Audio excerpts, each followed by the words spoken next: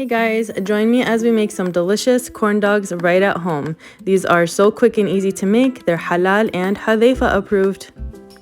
I posted the recipe card in my latest post and it's really easy to follow. So let's just go ahead and make it now on stories. First, you're gonna need some very simple ingredients. You're gonna start out with, of course, your al-safa beef hot dogs that are halal.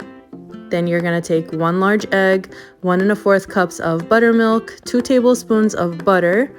We're gonna put half a teaspoon of salt, and then we're gonna put 2 tablespoons of sugar.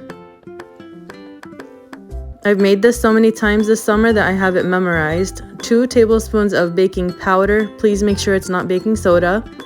Mix it together. It's gonna be kind of thick. And then you're gonna add in 1 cup of flour and 1 cup of cornmeal. Don't be intimidated. It looks really, really thick. We're gonna add in a little bit of milk.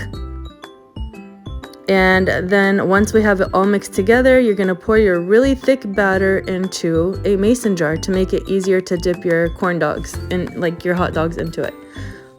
Before you start this batter, please make sure that you follow the directions on the recipe card. I am preheating my oil as we're doing this process. And of course, always keep your oil on medium heat. You don't want to burn the cornbread batter.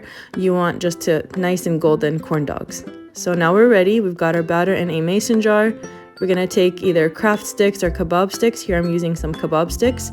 And you wanna stick them halfway through the hot dog. This will make it easier for you to dip them in the batter and into the oil.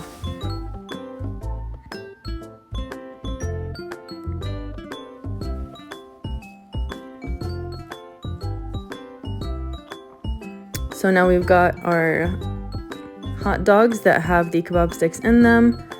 Our batter's ready to go, and now let's go check our oil. You check if your oil's ready by putting a spoon of the batter in and seeing if it bubbles like this. If it doesn't bubble, then it's still too cold of an oil. It's not ready for your corn dogs.